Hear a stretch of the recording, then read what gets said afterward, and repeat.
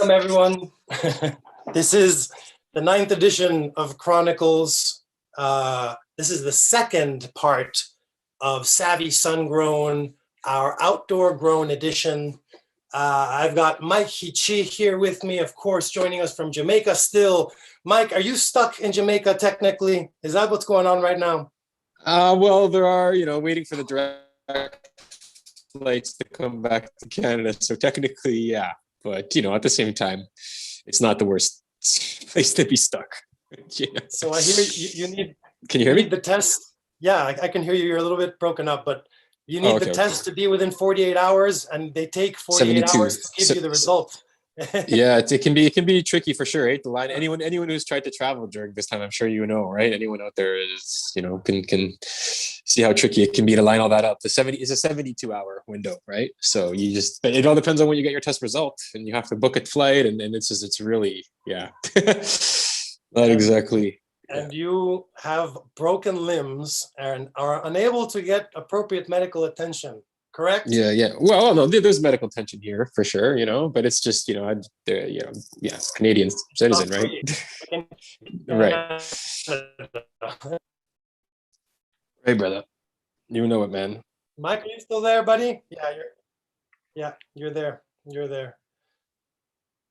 It's just chopping up. It's super choppy. Give me a minute, maybe. I'll see if I can get another connection here. Yeah. It's okay, my friend. I'm going to jump right into the material, and you're going to chime in as you can, Mike. Yeah, he'll be back. Essentially, what's going to happen today is last time we talked a bit about outdoor growing in the tropics and what type of challenges people were facing there. Today, we're going to be talking about growing specifically in Canada or anywhere really around the 49th parallel. Really, I like to say this, as soon as you get north of North California, they have very similar climate as we do here, especially down there in Washington. So a lot of what we're going to talk about today will be relevant to anyone that's near the northern part. Well, not so north, of course, because when you get up to Alaska, it gets difficult to grow, but you still can do it. And we're going to start with that subject matter. How did people grow good bud in places like Alaska? How did people grow good outdoor cannabis here in Canada? It's funny because homegrown was a terminology that designated lower quality cannabis throughout the 80s and even part of the early 90s. Homegrown was still claiming its rightful place as the best cannabis. Really at the late 80s, it was perfected. Late 80s is when indoor growing became really superior in many ways. Not superior, but let's just say different genealogies, different phenotypes lended themselves to indoor production. And the type of product that we were getting was different in many ways because people were working on those genes and developing higher concentrations of THC, whether wittingly or unwittingly, right? Because humans were selecting for that compound for a long time. And so the story of genetic selection is where I want to start today's session. Genetic selection is the first place you want to start. It's not just genetic selection, phenotype selection. It's where you want to start this conversation. I'll be frank with you. I'm not looking at the chat group right now. If you're plugging in questions, remember that we're going to be tackling your questions as we go along in today's session. So please input questions as we're going along. If I'm not saying hello to you and I'm not identifying you, you know what? Let me see if I can make this work somehow. Oh, there we are. Okay, I can see myself, but it cuts me away from seeing myself in real time. There we go. Well, anyways, here's the deal. Genetic selection is a really fun discussion for us because we have some cultivars in our region that are actually worthwhile to grow and they perform well outdoors. And I want to talk about those cultivars. And I know that some of these for me, if you've been in my class or if you've come to my Chronicle sessions before, you might feel like I'm beating a dead horse by telling you the Texada Timewarp is my personal selection. That's what I like to grow outdoors if I can here in this region. If you can't get Texada Timewarp, there's other things that you can choose. Oh, young Michael is back. Hey, Mike. Hey. Okay, you got me? But yeah, man. Yeah. So I'm Okay. talking about the first section. I've made really three sections for us to discuss, Mike, which is uh, the three most important points that I think I pointed out in some previous sessions. If you're in our Living Soil uh, continuing education sessions, uh, number one is genetics. Number two is location. Number three is preparing your location, and of course, doing all of the remediation protocols that you're going to require for an outdoor grow, which should be standard for anybody to be applying. So we're going to talk about those three subject matter, and starting with genetics. Again, Mike, you just jumped in. I was, of course, giving credence to the fact that I'm a Texada Timewarp head, and that for me, if I can select anything that's out there in the world to grow in BC coast, that I know is going to perform for me, that I know is going to give me the highest chance to get to the end of the season. That's how I usually view growing in these parts of the world. It's like, please finish, right? And most of my crop or all of my crop, all of the crop would be amazing, but that doesn't tend to happen that much. It does happen. And so what are your specific fears in lower mainland BC, Adolfo? Elucidate, please. You know? This is why a genetic like Texada Timewarp, or the other ones that I'm going to mention here, like Apricot Kush, Mighty Might, Matanuska Thunderfuck, but not the indoor acclimated versions, the outdoor old school Matanuska Thunderfuck, also known as Alaskan Thunderfuck, or even bringing down some stuff up from California, like Green Crack, maybe some of the Mendo lines. There's a lot of options out there, but really, when you get something like Texada Timewarp, you're getting it because you fear PM as the number one offender, botrytis as number two offender, botrytis being the black mold that develops from the inside of your stem rather than the white spotted mold that is powdery mildew, which develops mostly on your leaf structure to start. Now, both of those are my number one consideration. Now, if I'm growing outside in the wild, you might laugh, Mike, but I'm also very concerned about deer and mice and stuff actually eating my buds, as well as maybe even people coming and stealing my colas. But no, yeah, I'm not. I only laugh because it's happened. It happens. These things, especially if you're growing good bud, right? I mean, I think there's a reason why it's called lamb's bread in Jamaica, right? well, I think, yeah, well, the lamb is like the goat, eh? They like to eat like everything, but here the deer, you wouldn't think that they would like to eat the weed, but God They damn do. it, Yeah, they they like to eat it. They eat Oh all of yeah. it. They'll eat all of it. They'll get in. They'll get in when it's young as well, right? When it's still in its quite young. They don't wait around until it's flowering, like we would. Well, they love it. They freaking love it. And so those are my concerns. And we're going to be talking about all of that. I mean, neighboring pollen would be a huge concern in certain parts of BC as well. There's a lot of stuff. But really, the discussion of genetics, which is kind of where I wanted to start, I went through those names really quick, and I want to mention them again. And the names that I'm mentioning aren't just names that Adolfo likes. What I've done here is mention some cultivars, some gene pools that are out there, mostly in seed form still. You can find these. These gene pools have proven resilience to our region. I've seen them grow. I've had lots of friends grow them. There are lots of plants that have proven resilience that are not worth growing. And Mike and I are also going to mention those because there's a lot of that in the outdoor BC growing scene. Right, Mike? Seaweed, Seawarp, Super Mario. Oh, Lord. Can't get enough. People can't seem to get enough of these garbage things. Mike, do you like any three of those names? Do those like speak to you? I know. I can't say that I do necessarily, but that's personal preference. So yeah, is what it is, but right? like most of us growers wouldn't be heads over heel for a seaweed. You know what I'm saying? You can do seaweed really good. It's very resilient, but it's gonna have like earth-dominated tones, a little bit of sweetness, and not much going on there. Not much complexity, and not much, desirable notes. Modern notes, and they're not there.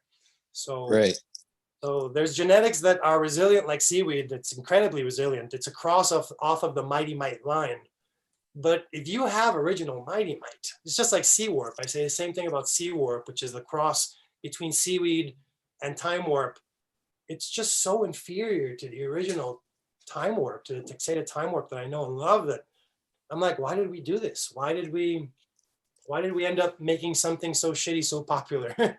And Yeah, I mean, I mean, I'm not, I don't know the actual history specifically behind that specific one, but I can imagine that sometimes some breeders just don't pay attention or don't care enough to elude or pull, let's like pull through the PM resistance of the Texada to cross it with, right? You know what I'm saying, man? With the seaweed yeah, and ensure that it shows up in the sea warp, for example, right? These kinds yeah, of things. yeah. And a lot of these, even though they're kept in cut, they came from a seed, and then whoever popped the seed didn't know how to hunt out the good pheno. Maybe the person who created the original seaweed ended up growing something that was killer because they selected it. They took their time to grow lots of them, selected something really special, and kept that in a cut form. And the rest of us are getting seeds, right, from random seed companies. So yeah, Right. there's a lot of things that could be going on there. You're right, but let's be honest. Seaweed, Sea Warp, Super Mario, all of these types of really common names that the outdoor crews are still growing in BC are not favored by the market. You can't get a lot for them. There's nobody that's like, oh my God, are you growing that Super Mario? I need to get my hands on it. I wait for it all year. It just doesn't tend to happen. The names that people get that way about, the names that us growers hear about every year, they're like, hey man, are you growing that? Because if you're growing that, I want that. Those types of names are more so, if you go old school, Texada Timewarp is top of the list for me personally, but a lot of people love some of the old Mighty Mite lines, the pure Mighty Mite, not the seaweed lines. Mighty Mite is elongate. It's not, so it depends on the pheno how elongated it is, but she's tall. She is elongated and looks a lot like a Himalayan. And a lot of people claim that she was a Himalayan brought over by hippies. And basically that seed line, which is an old school outdoor seed line, has some phenos that are freaking amazing, man. I used to love good Mighty Mite, like well selected, like people that had a good Mighty Mite pheno. It was amazing, and it would finish so reliably if you did all the things that we're going to talk about today. Of course, there's a lot of homework you need to do before you hit the fields. Genetics is the first thing. So if you can get your hands on Mighty Mite, there is a Mighty Mite being sold as a collection seed. Mind you that Mike and I, we haven't bought collection seeds in a while because, you know, used to do that a while ago. And remember that collection seeds are not really, you're not legally supposed to pop them. You're not legally supposed to germinate them. Okay, so I'm going to say that, and I'll just say, I'll leave it at that. I'll let all of you make your own choices. There is a collection seed company called the Mighty Mite Seed Company that sells something that's pretty close to what, you know, you're going to have to select your pheno, and only those of you who had the opportunity to smoke it back in the day will know what to look for. That's part of the magic of pheno hunting. That's why Mike and I are good, because we smoked a lot of weed back in the day. So we know what to hunt for in our lines. So remember, when you're getting seed, don't just expect it to be amazing. You have to do some hunting. And if you just get 10 seeds, your chances to hunt are very limited. So I'm going to jump in a sec here as well too. I mean, you might have to do a little bit more than hunting. You may have to do a little bit of hands-on adaptive work with this. For example, you mentioned green crack as a cultivar, worthy of bringing up from, let's say, right, wherever the States. So, I mean, it may do very well in BC, but it may not do as well in the lowland area. But it's also, maybe a farmer wants to grow it out in, or a grower wants to grow it out in Saskatchewan or something like that, or right, like where and how can a grower do that out there, right, in a completely arid climate. So I think that there's a little bit of work that needs to be done, and potentially, if you've got the gumption and you've got the will and the way and you understand a little bit, you don't even have to be a breeder, people. Like, I'm just going to try to get you excited about a few little things here. We're talking about genetics, so why not work with something that you have that works in your area? And if you want to do your own little personal crosses with these things, you won't end up with, of course, that pure line at the end of the day, but you may very well end up with something that's adapted to your region. And if you have that nose and you remember exactly what that cultivar smelled like and tasted like when you had it back in like 1997 or whatever it is, right? Like, you can, in theory and also in reality, pull out many of those common characteristics, right, that were singular, like you would think, to that particular strain or cultivar, even though you've crossed it in with something else, right? So it's worth the risk, I would say.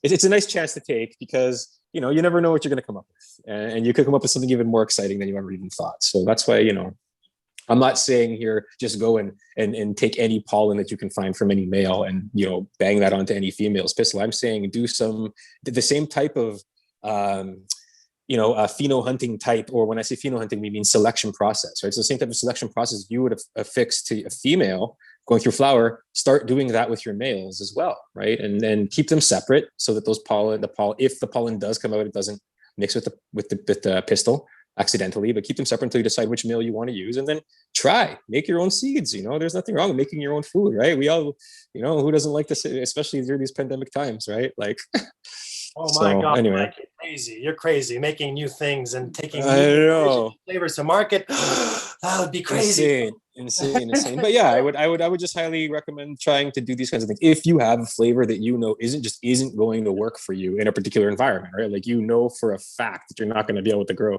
a super dense fat, you know, super dense fat bud outdoors, and it won't even finish in time, by the way. Let's say where you are up north, right? Then you cross it with something that will finish in time, that's maybe got a little less odor, right? But that shows resiliency. So these are kind of a few things. We got a lot of that. The apricot kush is a recent addition to the market. I mean, not so recent for other people. I heard people have been on it forever, but it's become more mainstream over the past couple of years. Everybody's got it now. Okay. Mm-hmm. There's a really good cut of it out. Apricot.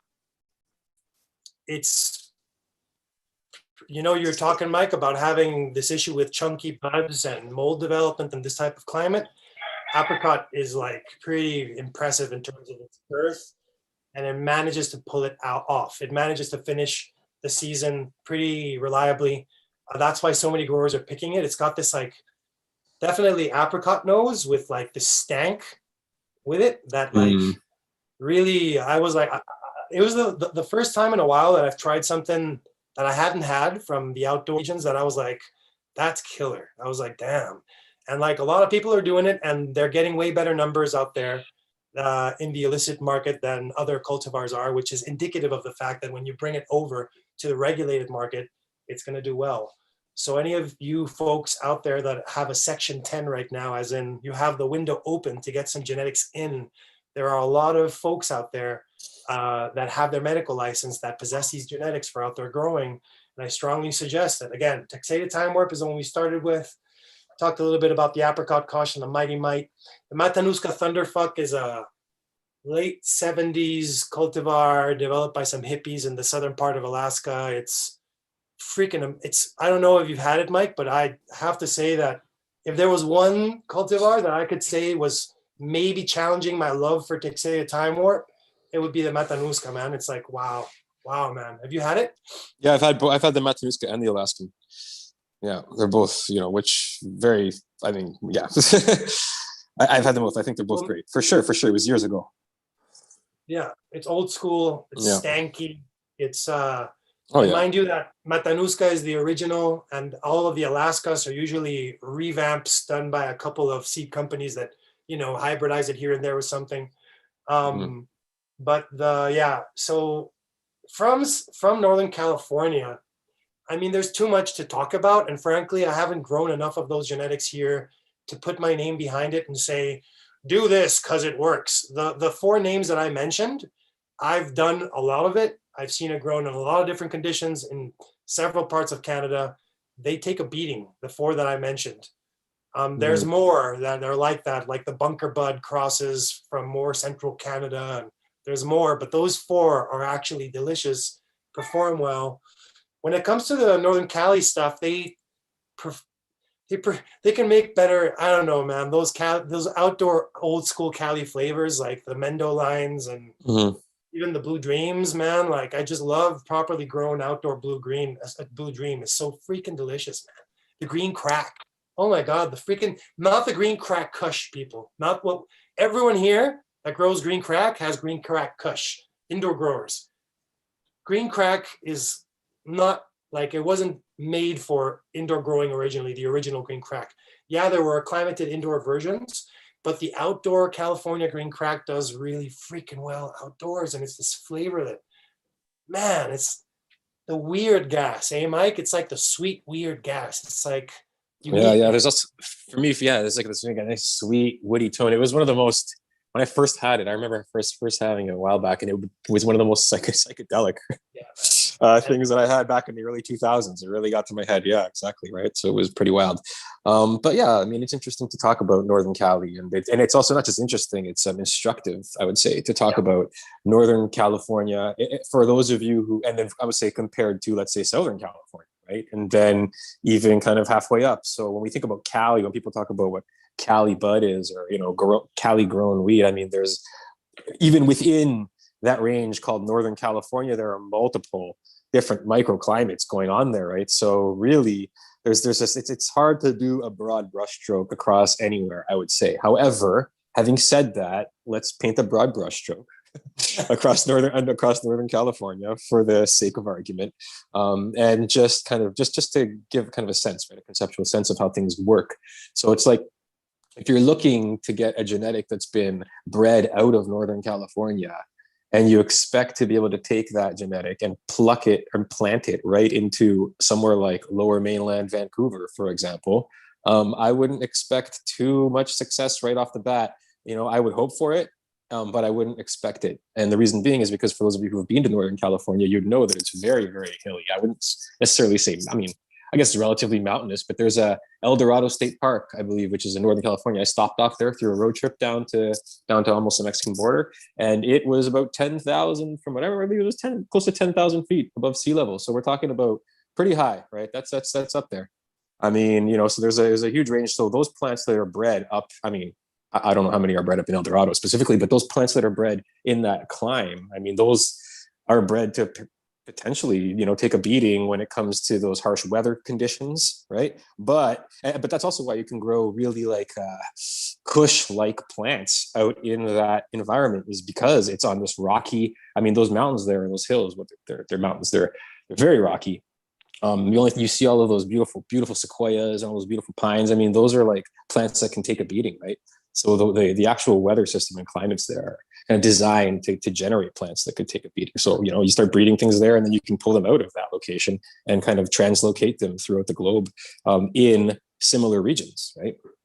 So that's kind of, I think that's really exciting about what's going on there, right? Whereas with the southern, like closer towards obviously San Diego or even more southern, I mean, it's a completely different environment. You're talking about the type of grow where you're vegging your plants for multiple months indoors and then throwing them outdoors, and you get these huge, like massive plants, like those, you know, those blue dreams that can get to 25 feet sometimes, right?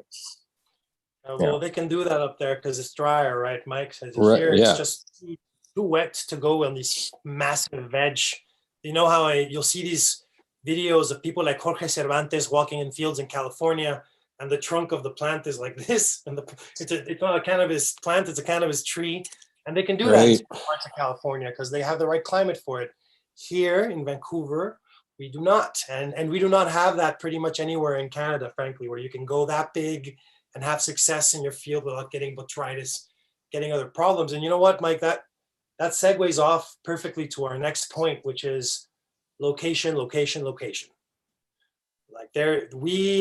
I have so many friends that are growing, including myself, that are growing in a place that's not that favorable for cannabis production. And so what type of problems make a place unfavorable for cannabis production? I'm going to list off the number one things you need to look out for. Okay. You need to remember that a lack of altitude, especially if you're underneath sea level or close to being underneath sea level, is going to cause problems for you and growing cannabis. Cannabis does not like to grow. It prefers higher elevations, at least a little bit of elevation. Doesn't have to be a lot. Equatorial cannabis can grow very close to the ocean, but so funny how the plants that are just up the hill, like literally 100 meters up the hill, just do so much better than the ones that are smack dab right next to the ocean or at ocean level, where you can get salt and other kinds of problems developing. So what I'm saying is that here on our coast in Canada, whether you're near the coast or not, if you can grow somewhere that has a little bit of elevation, and obviously if you have a house and you have a nice rooftop, and that rooftop is covered and you don't have neighbors that can look at your bud and steal it from you, then your rooftop is a good option. Then what I'm saying is that even a little bit of elevation makes a lot of difference outdoors. Even getting your plants off of the ground a little bit. You don't have to get your plants off the ground if you have the right genetic. Just keep in mind elevation is important. The other really important thing that I think about as soon as I go outdoors, Mike, and I don't know if you want to like correct me here, but I want to know if there's other pollen sources if I'm going outside. I want to know if my neighbor grows hemp, if my neighbor grows drug type cannabis, if there's a bunch of growers outdoors in my region. It's not the most favorable thing because you're going to get pollen floating around. And the last thing you want, I'll tell you this much, is a hemp field near your outdoor cannabis and getting pollinated with hemp pollen. Ouch. Those seeds are no good. And trust me, you're going to have a lot of seeds on those buds because the hemp pollen is going to be everywhere. There's going to be tons of it, and it's never going to, your female will be very thoroughly impregnated. I can guarantee you that. So it's good for basket weaving. But yeah, other than that, no, I hear you.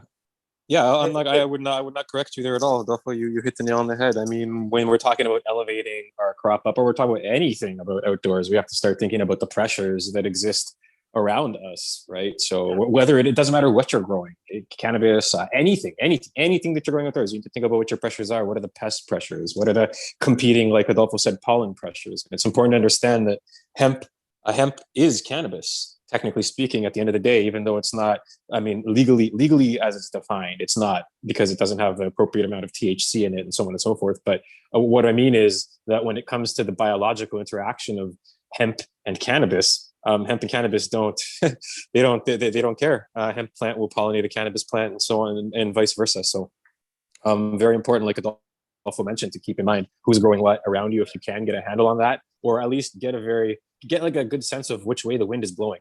You know what I mean? That's another really big thing, obviously. But you know, try your best to keep things, you know, if for example you have males and your intention is to do some breeding on your own, then you know, keep your males as downwind as possible in your own little area, right? I mean, that's just a little tip there, right?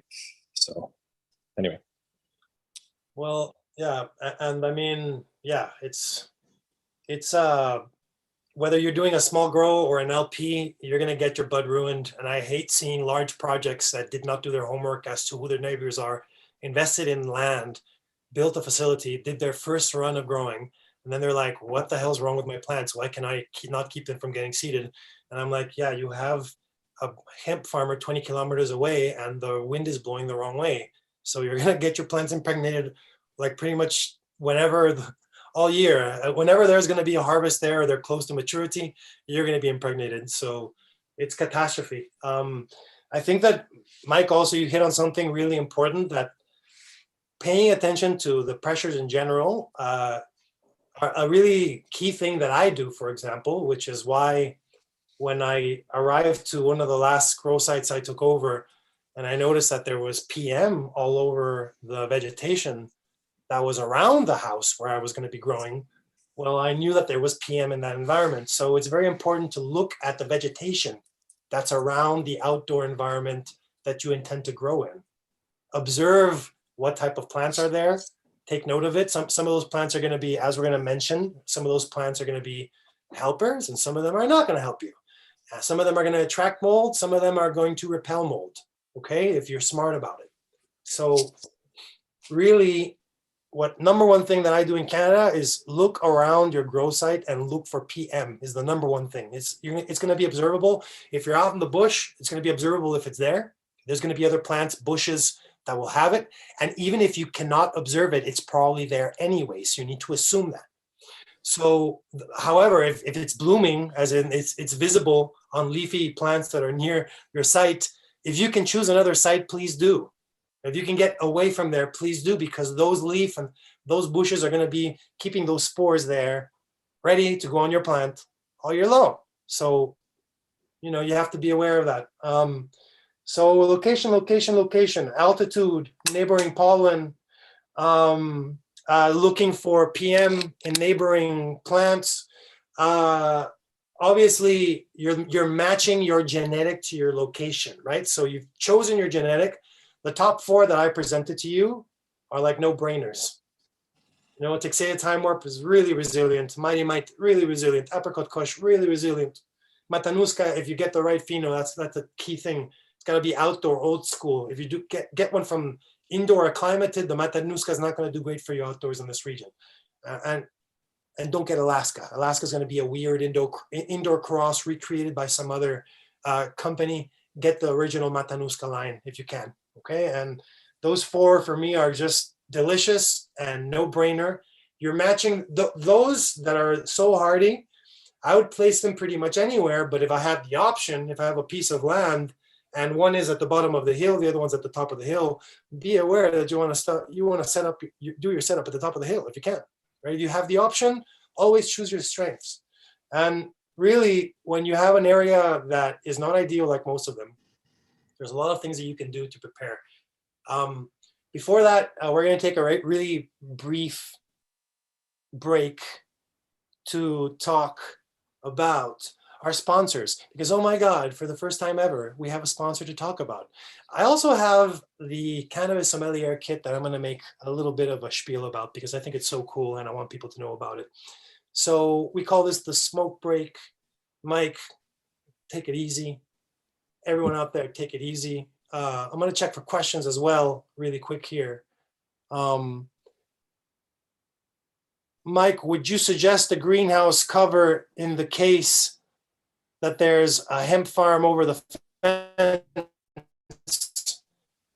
I don't think that's going to cut it. What do you think, Mike? Mallory, depends on what kind of cover asking. they means. I mean, yeah, I mean, if it's it depends. If it's as long as your space is like pretty much sealed up and you're diligent about how you get in and out of that.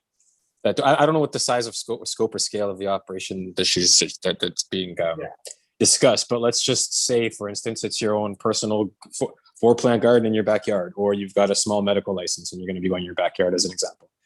One of those covers over top of your greenhouse or over your plants is much better than not having a cover over top of it, right? And then again, if you can, saying in terms of the hemp field being there, does it help protect it? Well, I mean, it'll help protect it to a degree. You have to be, again, diligent about how you get in and out of that greenhouse. You know, maybe even have a separate space so your first door going into the greenhouse isn't the actual door that gets you into the greenhouse. Right. Oh, yeah. So you've got a little bit of a space. I hear you. You can ameliorate the problem, but you're not going to eliminate the problem. Well, how could you? There's a massive hemp field right beside you. You have to deal with we either deal with the issue somehow, like try your best to create a hermetically sealed greenhouse, or if that's not going to happen, then, you know. But no, I wouldn't. If there's a hemp field over the fence, Mallory, you don't invest in that property. You don't do your project there. It's unworkable. Greenhouses, you're not going to be able to seal them hermetically, even if you put filtration on it, et cetera, et cetera. You're going to reduce the issue, but it's not worth doing. If you're doing your personal grow, you have no option. It's already in your backyard. Exactly. We don't know. But we don't know what the scope or scale of this is. Yeah. So. Yeah. Oh no. This is an LP question. It's a different story altogether, man. But if this is your own personal house and your house is there and you're growing some plants in the backyard, I mean, what are you going to do, right? I mean, best thing is to put a little covering over top of it. Do your best. Yeah, and I mean, you know what? I'm going to bald-facedly segue onto our sponsor, because if you are growing at home and you want to check at a very to have a pretty good understanding of where your cannabinoid contents is and a solid understanding of where your cannabinoid ratios are, you're like me and Mike, it's very important to you that your cannabis ratios are THC dominant. Mike and I, we know like the CBD so much, do we, Mike? So it's very important to me that if I do have something that could be above let's say 2% in CBD, that I'm aware of it, because I don't want to be breeding that and I don't want to be growing that for myself at home or any of that. So this little machine right here is a botanical analyzer. It basically provides you with your water activity, your cannabinoid ratios, both THC and CBD. And it's really interesting how it works. It combines AI algorithms with spectral analysis, right? Spectroscopy, which basically is the type of technology that NASA uses to determine what a planet is made of by analyzing the vibrational frequency, the color, et cetera, of light bouncing off of that surface. Super interesting. So this little machine uses the same technology, bouncing basically light off of your bud. You place the bud right into the machine. I'll show you what this looks like in a moment. And I will say that for a home grower, and especially for an LP that needs to be testing at different phases of plant growth to determine when it's ideal to harvest, to determine, again, which one of your phenos came out CBD dominant, which ones came out THC dominant, this little machine is going to save you a boatload of money. It's already doing so for me. And I definitely also like the water activity feature, which really helps me put a more, let's say, a more data-oriented SOP around my curing protocols, where it's not just me having the feel for when to stop the cure. I also have the help of a little machine that provides me with my water activity. So yeah, it's a machine that we are going to be providing you a discount code for today. And if you so choose to use that discount code, it really will help CannaReps out a lot. And you will be helping to be part of an early wave of a type of technology that I think is going to be really significant, if not completely game changing in this industry. Keep in mind that laboratories are still not as accurate as an HPLC machine, but it is quite accurate and it is super useful. At least I found that on a daily basis when you're out there and you're playing with different cultivars, playing with different genetics. So if you want to up your game, give it a try. I'm going to plug in your discount code into the chat group here. CannaReps GC5. It gives you a 5% discount off of your purchase. CannaReps GC5. Weird. More accurate than purple. I don't know what purple is, Edmonton Chris, sorry. I would say that I've been very impressed with how closely the analyses follow my expectation of contents, as well as whatever existing COA I have on LP flower. So, and as well as repeat samples. Repeat samples usually come out within 1% of standard deviation. That means that if, I take this sample labeled B1 and I test it, and then I run some other samples, and then I come back and I retest B1, it'll give me a result that's rather close to the result that I saw before for that sample, which again is highly indicative of the fact that this is far beyond a random number generator like so many other models out there. I really think that there's solid science behind this, and I wouldn't be putting my name behind it if I didn't believe it. So definitely excited about the technology. I recommend that anybody that's a real geekazoid that wants to go out there and up their game goes and get, this is the light version. Light version is about 2,500. Pro version can do ground flower, extracts. This little guy, it only does my dried bud, which is quite handy. I just pop the dry bud inside, and I'll just very quickly show you what the little guy looks like because it's so pretty. It's so easy to use. Here we go. Oh yeah. So you basically just, I know it's ridiculous, right? It's so small and so light, but you just pop your bud into there. There's a little attachment piece. You slide it down, and within about 2 minutes, you're going to get your result. It's a pretty impressive solution for those of us that were spending a bunch of money on laboratory results for whatever reason. Cool. So, oh yeah, and you can make your purchase at gemassert.com. I'll also put that in here. Whoop. Give me 1 sec. I think actually, Emilio, you're out there, right? You put that into the chat. Put that into the chat for me, Emilio. Come on, I know you're out there. Put that webpage into the chat for me. Now, Mike and I are also stoked that the new Cannabis Sommelier kit came in. It has everything that you need to do your blind tastings, your microscope if it broke or you lost it. I know that they can break. You've got a mouthpiece, which is very important nowadays in COVID, and your tweezers, as well as your holding case. So this really, you can put your butt in here, transport it, and roll anywhere. It's pretty handy. You can go on CannaReps.com and buy that. And okay, that's it. That is the entire spiel section of our sales spiel section of our show. We're going to go right back to discussing our subject matter, which again, I really want to focus on what you can do to prepare for success. So now you've got your genetic, you've got your area that you're growing in selected, you know where you're going to do it. Okay. Now you're going to set up for success by preparing your outdoor growing area. And you should buy, in my opinion, a lot of people might say Adolfo's crazy, but I've pulled off a lot of successful outdoor grows in my day. And I'm telling you that I've seen an enormous difference between when I sulfur the general area where I'm going to grow and when I don't sulfur. When I don't sulfur, I tend to get mold. When I sulfur, and now keep in mind, this is powdered sulfur, organic powdered sulfur that you can buy for agricultural applications. You can buy that, order it online. You'll find there's a bunch of different brands. And you take the powder.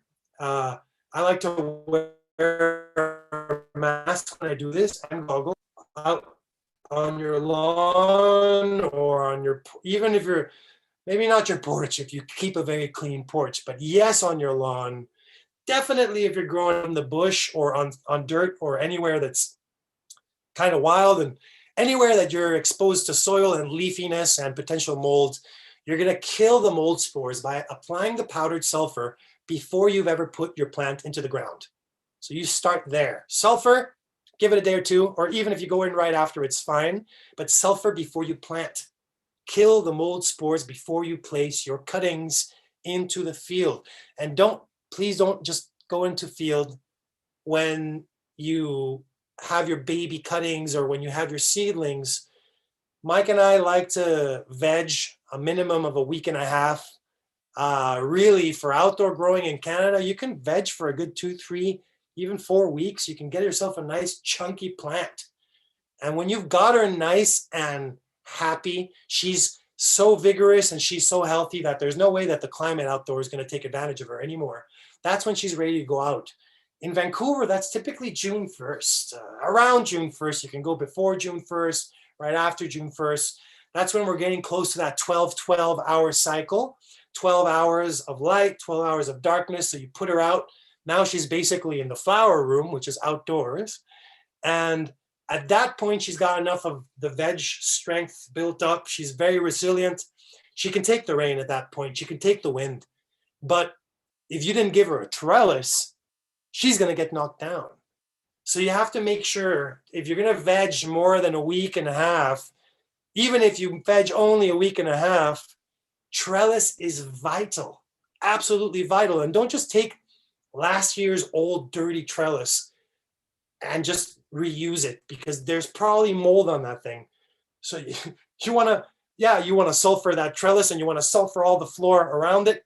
But if you can use a brand new trellis, a solid trellis that's going to provide it with good support, there's lots of different trellis systems that you can get out there. Provide her with the good support, give her a solid layer right after you take her out.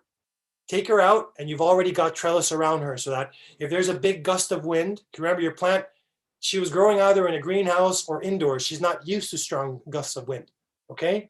Give her the support that she needs.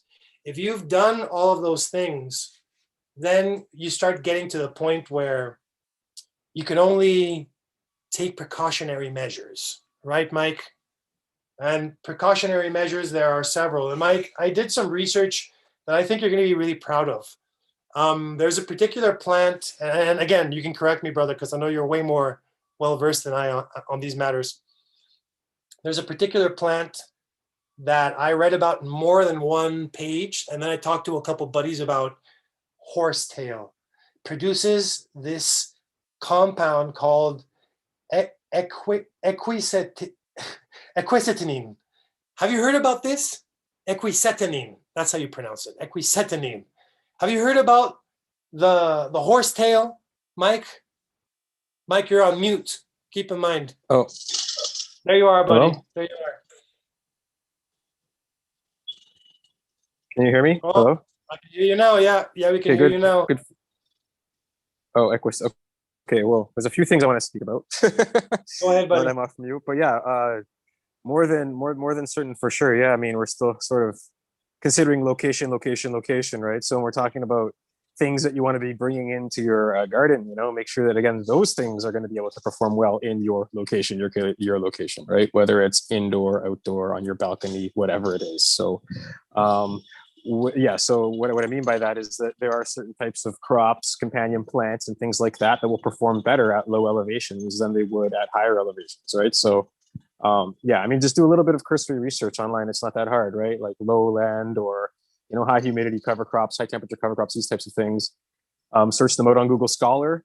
Take a few moments, to take a look at some of these articles, because these scientists have put a lot of effort into what we're talking about right now, right? So what we're talking about is we're throwing around ideas about how we can set ourselves up for the most amount of success. Well, there are years and years and years of research from many university institutions out there that can easily help you with this as well. So beyond this, beyond this hour or so of this discussion and this topic, I highly encourage you to please check out, at the very least, Google Scholar if you don't have another type of subscription to some other type of. Or Adolfo, can you enlighten them about like? Isn't there a free? There's a free one too. There's a what's it called? There are some free apps out there that will give you really good. Sci-Hub is the researcher has been. Researcher, yeah. I like that was the one that I had Researcher last. when they first launched because they didn't have as much pay. Right. Yeah. They had like a free week and something. I really enjoyed it. And then they wanted to charge me a bunch of money. And I said, going right back to Sci-Hub. Sci-Hub has been around since I've been into science. and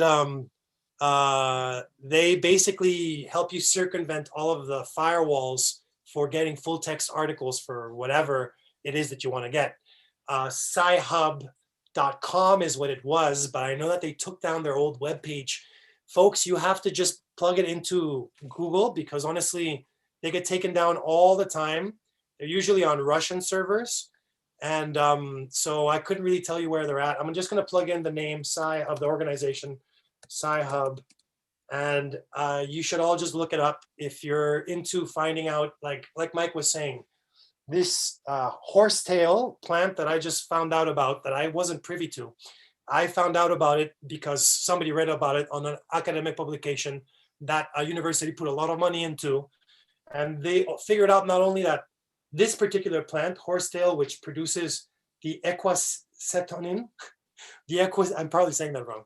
The equisetum, it sounds like. Equisetinine, I'm pretty sure that's equisetinine. Okay. Right. Is basically the natural compound that is best at fighting mold. So essentially this plant wouldn't develop powdery mildew on its leaf structure because it has a naturally occurring compound inside of its veins that fights powdery mildew and botrytis.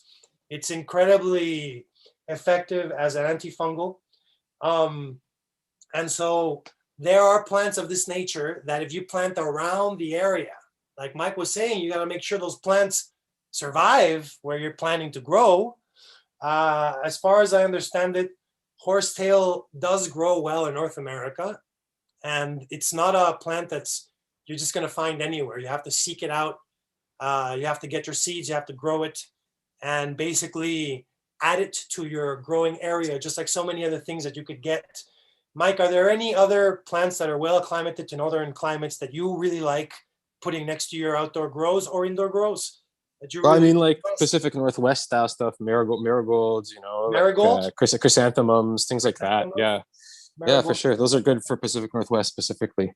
Yeah, but I just want to go back to horsetail specifically. Marigold, chrysanthemums, barley grass. There's a lot of different types of things. Yeah, you want to start thinking about planting potentially, other plants, not just to pull away or fight off molds, but also to for lack of a better term, attract beneficial insects, let's say, right? And things like that. But I guess we haven't got into that yet. One thing that I know about horsetail though is it does prefer and love high humidity, right? So that speaks to its kind of mold resilience or resistance, right? So if horsetail doesn't work in your area, take a look at what type of cover crop you can have or type cover plant you can have in your space or your area that's endemic to you that does prefer this high humidity, low light situation, because that's generally when the PM and things like that strike, right? It was when dew point happens. So, and that's generally again like sunrise, sunset, typically. Sorry. So yeah. A lot of people really like the white clovers. White clover is really popular with a lot of growers. Yeah. Mike, I've noticed you have a very diverse approach, which I love, brother. You always have more tricks up your sleeve.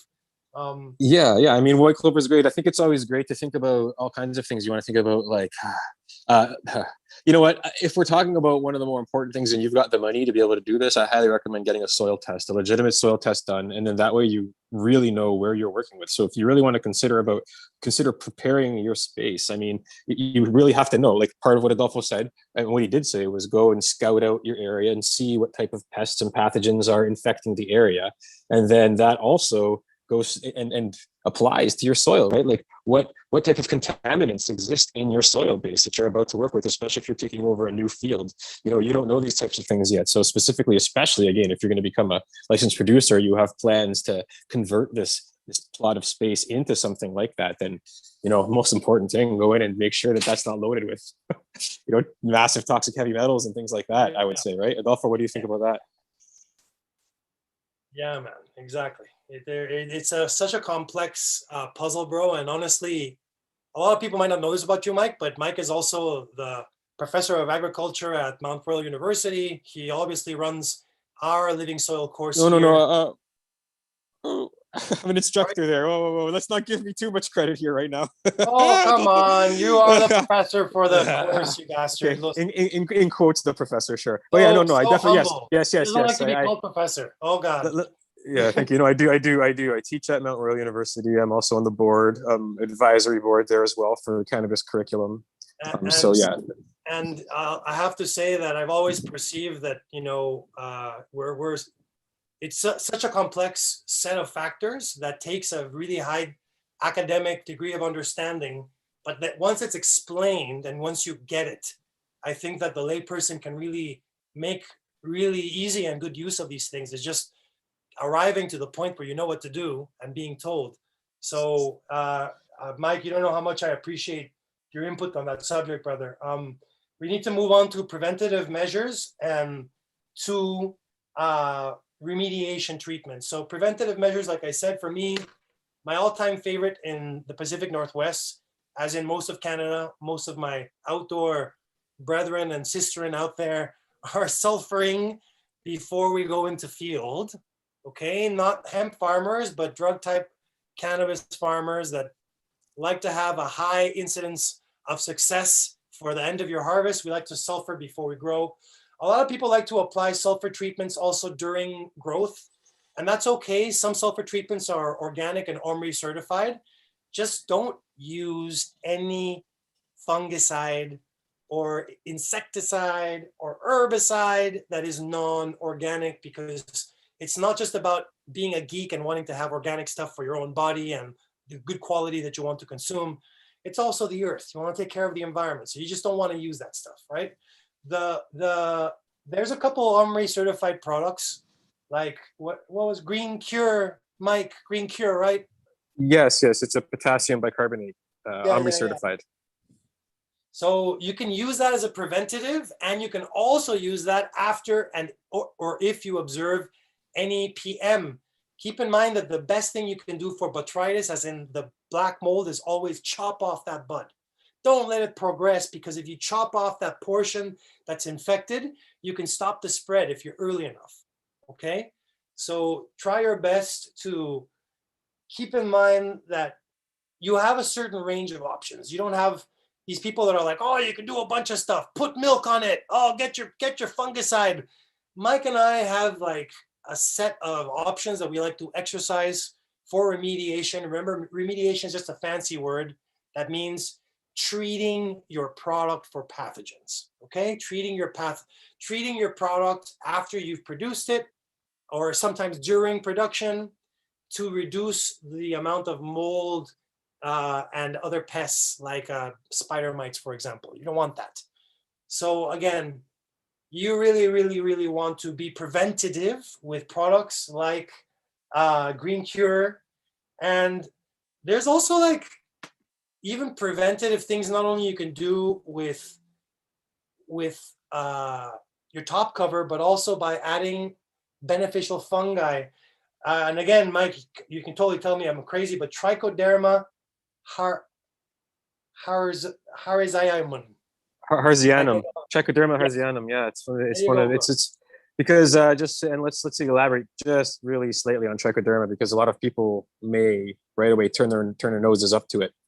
And the reason is because Trichoderma is a pretty virulent, I wouldn't say virulent, but it's pretty aggressive form of microbiology that can definitely wipe out a lot of your beneficial biology that you thought that you've added or that should be there. Now, Trichoderma harzianum, I believe it's T-22 is its actual designation form. That is a specific version of Trichoderma that has been shown to not wipe out a bunch of beneficial bacteria. So it's been shown to actually improve. Right, Mike? Yeah, This is well, Trichoderma is a little bit different. Trichoderma is an interesting type of character. But anyway, let's put it this way: Trichoderma will go through and wipe out all kinds of different types of beneficial microbiology. However, T22 that you're talking about, the Harzianum, won't or hasn't been shown to. In fact, all studies show that the use of Trichoderma harzianum has increased growth rates overall. So it's actually been beneficial for it. So there you go. But yeah, Trichoderma is one of them. And there's another one I want to mention too, actually. So for botrytis, although I believe it's endemic or native to New Zealand, there is a bacterium called Eulocladium udamansi. And it specifically targets botrytis cinera. And botrytis cinera is a specific form of botrytis that produces the mold that we get in bud rot, essentially, gray mold, black mold in cannabis. Okay, so Eulocladium udamansi. Yeah. Whew. I don't know if I can write that one into the group, but I'll give it a try. So anyways, there's after you've done all of these things and you've put in top cover and beneficial fungi that's going to help to kill the bad fungi, after you've also maybe done a couple of applications of, not only the Green Cure, but Mike and I like to do high pH foliar applications, especially during the early stages of flowering, which can be done with a water-soluble seaweed extract, or you can just pH your water to go up to like 8.5. And that's going to help. If you apply that every 4 to 5 days, it's going to help you to block the development of any spores that might have landed onto your foliage. So all of those are preventatives, but once it has developed, there's really one type of spray that I like to use the most. And a lot of people will tell you that sodium bicarbonate sprays are not good because they leave white residue on your flower. And that's true if you add too much. If you don't add too much, it's totally fine. Mike and I like to treat plants that have developed molds with a mix of sodium bicarbonate. So that's again baking powder, okay, baking soda. And you're going to put about, let's say, a tablespoon of baking soda per gallon, and H2O2 in a concentration of typically around 20% that you're getting it from the grow shop. I think specifically, Mike, it's 21% something, no? The concentrated form is generally around 29%. 29%, and you want to, sorry. Yeah, yes, and you want to bring that way down because 29% will do all kinds of damage to your, so to your crop. So yeah, a very small a teaspoon probably per gallon is going to be enough of that particular type of H2O2 has to go in very low concentration, very low concentration. When you mix those two together and you spray them, again, you can go 1, even 2 tablespoons of sodium bicarbonate. That's not going to burn your plant. You have to be very careful with the H2O2, okay? That is, if you go above the teaspoon per gallon, you can start to see some burning on your plants. You don't want that. You keep your concentrations low. You can treat your flower if there's mold that you're observing But let's say that you're an LP or a micro and you're growing outdoors. You would also want to use that same solution on your freshly harvested plant, because it's going to decrease the chance that you're going to fail on microbials, which are rather stringent for anybody working under the regulative structure. So be aware that remediation sprays are not only for when your outdoor shows mold. Remediation sprays are good to do when they're in a low concentration, manageable. You're not burning your pistils, you're not destroying your trichome heads, because the concentration of the active ingredients are low enough that the plant doesn't really show a lot of change with the treatment. It doesn't show any white coating left from the sodium bicarbonate crystals, for example, because some people like to pile it in there. It's not how you do it.